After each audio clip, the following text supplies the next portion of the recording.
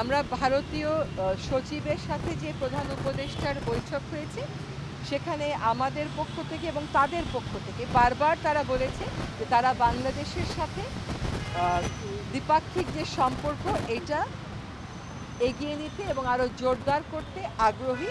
তারা জুলাই এবং আগস্টে যে বিপ্লব হয়েছে এটা তারা মনিটর করেছেন, তারা দেখেছেন, তারা অবগত।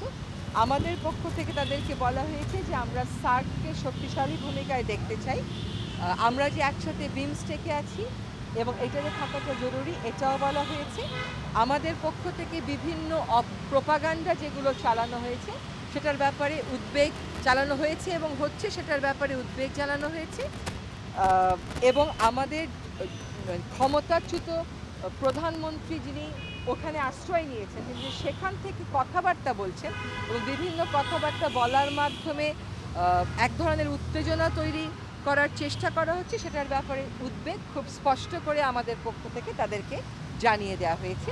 ভারতের পক্ষ থেকে যেটা বলা হয়েছে যে তারা আমাদের সাথে সম্পর্ক জোরদারে আগ্রহী এবং সম্পর্ক এগিয়ে নিতে আগ্রহী এবং বিভিন্ন অপপ্রচার, এই যে বিভিন্ন রকমের কর্মকাণ্ড সেখানে হচ্ছে যেগুলো আমাদের দেশের যে একটা ইমেজ আছে সম্প্রীতির একটা দেশ বলে সেটাকে প্রশ্নবিদ্ধ করছে।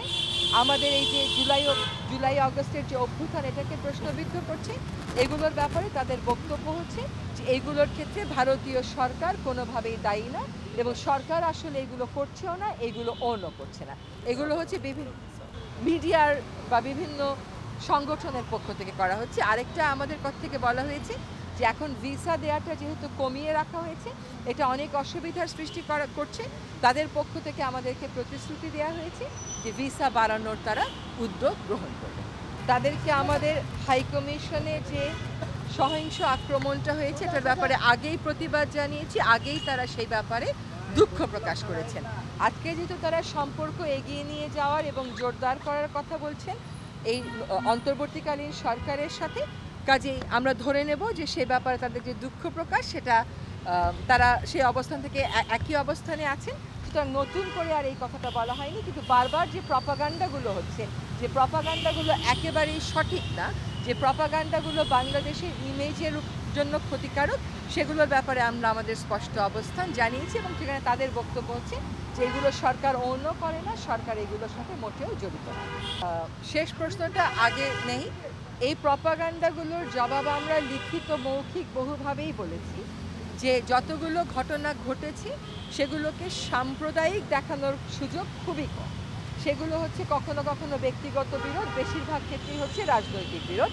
এবং আমাদেরও স্পষ্ট অবস্থান হচ্ছে যে বাংলাদেশ সরকার না এটার অংশ, না এটা কোনোভাবে বরদাস্ত করছে। যেখানে যেখানে এরকম অভিযোগ এসছে, যাদের বিরুদ্ধে অভিযোগ তাদের বিরুদ্ধে আইনগত প্রক্রিয়া গ্রহণ করা হয়েছে।